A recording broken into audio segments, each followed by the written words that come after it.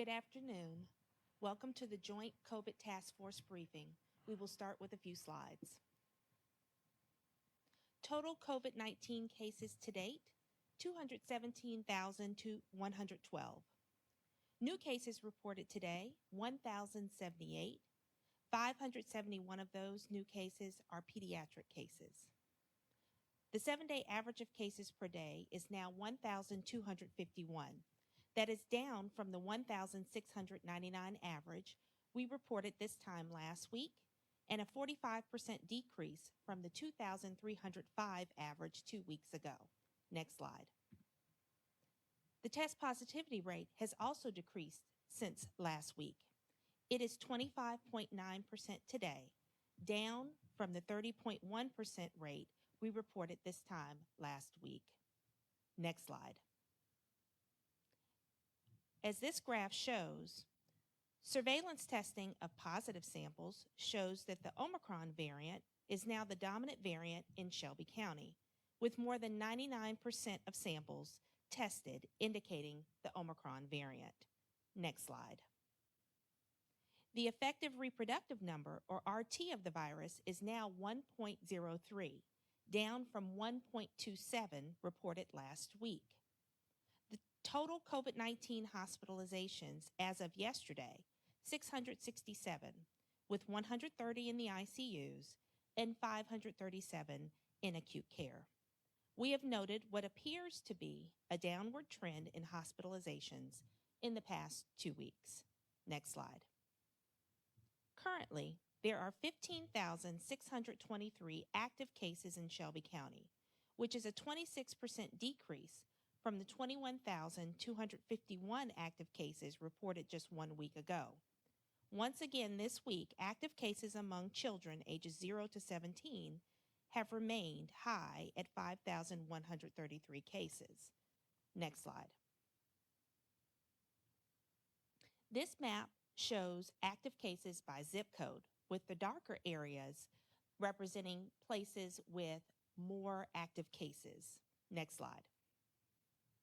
And this map shows active pediatric cases by zip code, with the darker areas showing more active pediatric cases by zip code. Next slide. This graph compares average case rates of children ages 5 to 18 years old in the 6 metro counties of Tennessee. Shelby County, shown in blue, shows a significant increase beginning in mid-December and remains highest among the metro counties, followed closely by Madison County and Davidson County. Next slide. This graph shows vaccinations by vaccination date, with first, second, and third doses shown in differing shades of blue. In the past 7 days, 5,521 vaccinations have been given in Shelby County. An average of 789 vaccinations were given each day in Shelby County over the past 7 days. Vaccinations have declined throughout January, a trend we would like to reverse. Next slide. Here you see the breakdown of the vaccinated population by age.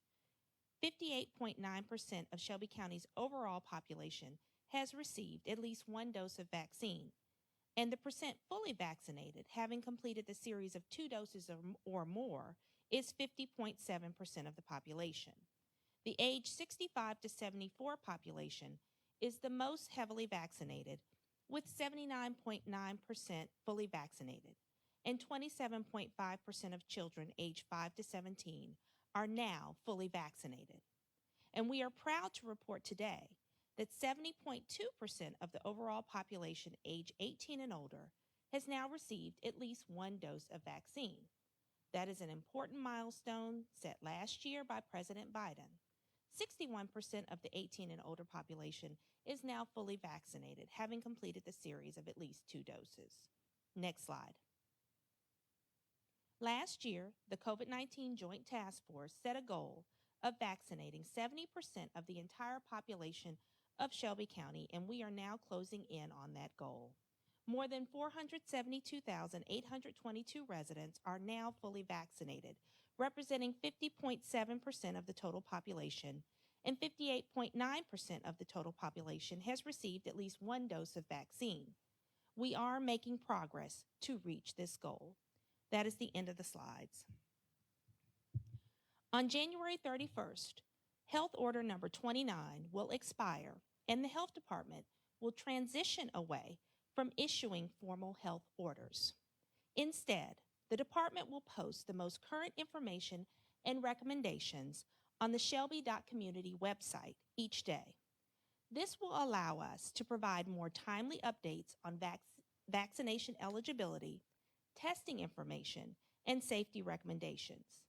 It is also consistent with strategies in place in other metropolitan counties in Tennessee. Landlords are required to continue to provide notice to tenants who face eviction that they may qualify for emergency assistance, including temporary housing and assistance with prescriptions, other medical costs, and utility expenses. Regarding masking in schools, schools should take the necessary steps to comply with the Americans with Disabilities Act. This may require schools to require universal masking, social distancing, and other steps depending on the needs of the students seeking reasonable accommodations. Schools should listen to and work with parents of students who request reasonable accommodations under the ADA, and be cognizant of the fact that universal masking and social distancing will likely remain two key ways to reasonably accommodate a variety of different student disabilities. Even for those students not covered by the ADA, the Shelby County Health Department strongly encourages schools to require masking in indoor environments. Regardless of disability status, all students are made safer by universal masking while indoors, especially during periods of time when COVID numbers are high. As you know, the Health Department believes in a data-driven approach. Unfortunately, changes in Tennessee state law have prohibited the Shelby County Health Department from fully enforcing mask requirements and protecting all children in schools. So yes, advancing public health has become more challenging, but it doesn't mean that we've stopped doing just that. It just means we have changed our tactics, and we encourage any and all parents who believe their children are at increased health risk in their schools to insist on the full enforcement of the ADA at those schools. The Shelby County Health Department will stand in full support of your efforts. And finally, we are very pleased to announce that the drive-through COVID-19 vaccination site at 1234 Finley Road, Southwest Tennessee Community College, will reopen this Friday and Saturday to provide first, second, and third or booster doses to anyone age 12 or older. This site will be open Fridays, 9 a.m. to 6 p.m., and Saturdays, 9 a.m. to 1 p.m. This vaccination site is operated through a partnership between the Shelby County Health Department and Southwest Tennessee Community College to make vaccinations more available and convenient for the community to access. And with that, I will turn it over to Chief McGowen. Thanks, Dr. Taylor. Just a few comments to emphasize some of the things Dr. Taylor said in the data. We're very pleased to see that the case rate is coming down. We are encouraged that our hospitalizations that have been plateaued for several weeks are also beginning to decline. So we've had the opportunity through 3 previous waves to observe that behavior of how the variant impacts our community, first through increased number of cases, then through increased number of hospital visits and hospitalizations. Then the case rate comes down and the hospitalizations come down. So if previous trends hold true, it's taken us about 6 weeks anytime we see a new surge to get to that peak of cases, and about 6 weeks for hospitalizations to peak out. And that's what we saw with the Omicron variant. Previously, once the hospitalizations rate have started to come down in the 3 prior waves, it's taken about 8 weeks for us to get back down to the previous level. So what you saw on the chart is we have a very precipitous drop in the number of cases, but we will be well into March by the time our hospitalizations go back down to where they were before we began this surge. So we really need to stay the course. That's an indication that our hospital systems and our first responders who are out there responding to people who are in crisis will continue to be stressed for at least the next few months. As the analogy we've always used, we are coming down the mountain, but it is a very high mountain, and it's going to take us several weeks to get down from there. We continue to do work to get the word out about vaccinations and testing. We have a street team that now has knocked on a total of 40,000 doors. That is going door to door and meeting 40,000 people face to face. They have done that and continue to do that even through this cold snap. This week, they've knocked on 600 doors alone. So we're very proud of that work of getting information out and into the hands of the people who need it, because though our vaccination rate has come down, I do want to talk about our community and our collective efforts. I just looked at the data before we walked in. It was just updated. We're over 1.2 million vaccines administered. And just for a point of reference, that's more than 140,000 more than the next closest county in our state. Sure, we're the biggest, but 140,000 vaccines more than our neighbors in Nashville and Davidson County. That's pretty impressive. And their rate has also slowed down. That gap has widened. We have continued to open that gap in number of vaccinations. And I think just today when they posted, I think we've just cracked the 59% of our population has at least one vaccine. So we're closing in on 60%.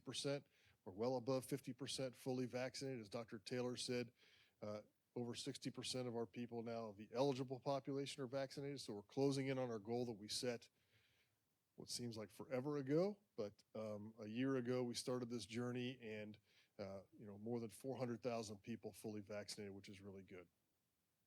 There are still people who have needs that we continue to try to meet. 211 is your best resource if you don't know where else to turn and you need some kind of social services, if you need rent assistance, utility assistance, or you simply have questions about where you can get information about COVID-19 testing or COVID-19 vaccines. It's easy to remember. Just call 211. Our operators there every day throughout the week, usually till about 5 p.m., and they will help direct you to where you need to go. The good news is we've seen those numbers come down of people calling just about COVID. They're under 100 now a day, people calling. Previously, we had in the very high number of hundreds every day calling about COVID information. People continue to call for rental and utility assistance, and we have wonderful programs to help you if you are in need of rent or utility assistance, or even now mortgage assistance. We can help you with that. Interestingly, as things normalize, the one thing that doesn't stop is taxes, and so now we have many people calling for tax assistance. Oh, sorry, that was my phone, Dr. Taylor. I apologize to everybody who heard my phone buzzing. But we now have tax assistance as well, and people can call 211 for that. So we're normalizing operations as we get into tax season. The case rate's coming down, hospitalizations coming down. We still will feel pressure for the next few months. So please stay the course, do the right things, keep your mask on when you're in a group setting. Don't assume you know everybody's status. And for those of you who have not gotten vaccinated, I would encourage you to look at the data. The number of people who are vaccinated and in the ICU is almost non-existent.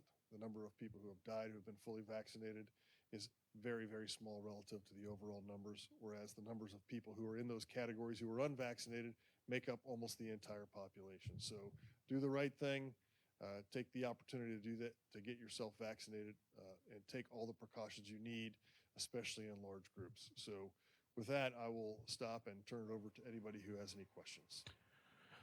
Reminding all of our reporters in queue to unmute themselves at this time. We have two guests in the queue. First off, we'll be starting off with Ariana Poindexter, WMC TV.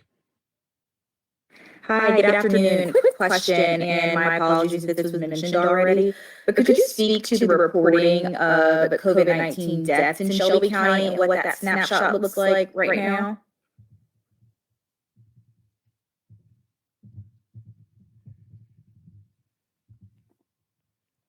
I can. Thanks for that question, Ariana. Right now, total deaths since January 1st, 2021 in the county after the vaccine campaign was underway is 1,982. And then total deaths overall for the course of the pandemic is 2,885.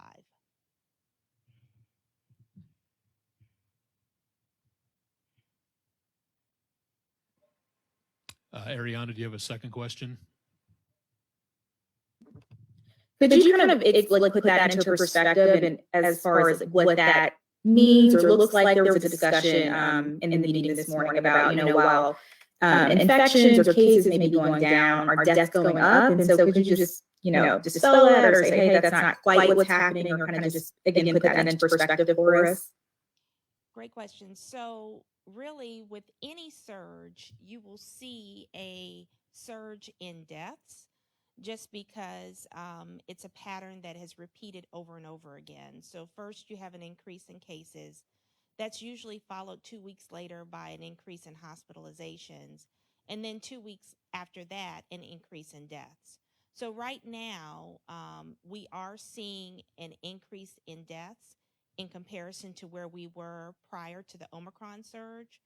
But at the same time, we're not seeing that exponential rise in deaths that we saw maybe at the beginning of the pandemic. But we have seen an increase in deaths associated with this Omicron variant. But it goes along with the pattern that has always been with these surges. Laura Testino, Commercial Appeal. Hey guys, thanks for having me. I'll have a couple of questions. My first this is that, that allowing the health order to expire marks the end of an era of sorts, even though our cases and hospitalizations, while improved, are still a bit above or near record levels. And at our peak, a few weeks ago, the department had requested permission for a mask mandate from the state, and that wasn't granted. And I'm just hoping you can talk a little bit about what the role of the health department is going to be now that we don't have the health order in place, effective next week, and how the department still plans to encourage a data-driven approach when this expiration effectively marks the turnover to the state as this pandemic faces endemicity. So the role of the health department will remain the same, and that really is to promote and protect the health of Shelby County citizens and residents. With that said, you may have noticed that the health order, if you compare the current health order with the one that was first issued, for example, it has changed and transitioned with transitions in the pandemic. And so the most current health order really is more a list of recommendations, most of which are in alignment with CDC guidance. And then the rest of the health order just outlines what is required by Tennessee state law as far as reporting, isolation and quarantine guidance, and the like. And so really, the change won't be dramatic, except that you won't have that multi-page document that says health order.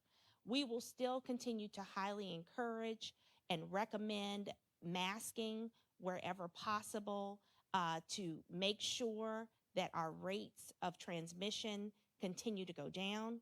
We will continue to give information and guidance to folks on a myriad of issues to make sure that they understand the best way to protect themselves in the COVID pandemic.